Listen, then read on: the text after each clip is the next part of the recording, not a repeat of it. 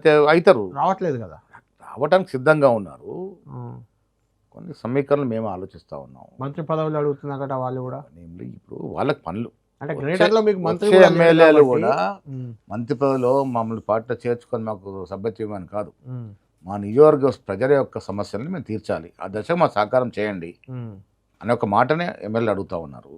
ఆ దశగా ముఖ్యమంత్రి గారు భవిష్యత్తులో ప్రజాస్వామ్య పద్ధతి ఏది ఉంటుందో ఆలోచన చేస్తారు. మహేష్ గారు ఇంత అంటే చేరామని అప్పుడు చెప్పి ఇప్పుడు చేయలేదని మాట మార్చి ఇదంతా కారణం ఉప ఎన్నికలు అంటే భయమా? ఏమన్నా ఫస్ట్ చోట్ల ఉప ఎన్నికలు వస్తాయి ఓడిపోతామని ఏమన్నా భయం ఉందా మీకు? నాకు తెలిసి ఎలక్షన్ ప్రాసెస్ జరిగి ఈ రాష్ట్రంలో ఉప ఎన్నికలు రావు.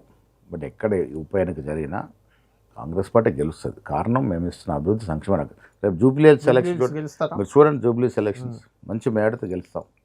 లోకల్ బాడీస్ అయితే ఇప్పుడు ఎలాగూ రావు. లోకల్ బాడీస్ కొంత మేమే కావాల్సుకొని ఏంటంటే ఈ కమిట్మెంట్ ఫుల్ఫిల్ చేసుకొని 42% అయితే తప్ప లోకల్ బాడీస్ ఉండవా? 42% వీలైనంత ఇంకో కొన్ని ఆప్షన్స్ ఎక్స్ప్లోర్ చేసుకోవాలని అయితేనే కానప్పుడు పార్టీ పరంగా ఎట్లా ఇస్తూ ఉంటాం.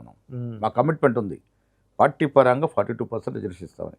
బట్ పార్టీ పరంగా ఇచ్చే ముందు ఇంకేమైనా ఆప్షన్స్ ఉంటే ఎక్స్ప్లోర్ చేసుకుందామనే తపనతోనే మళ్ళీ మొన్న క్యాప్ ఎత్తేసి మళ్ళీ దాన్ని గవర్నర్కి పంపాము. సో డెఫినెట్గా ఆ దశగా అవుద్దని ఆలోచిస్తూ ఉన్నాం.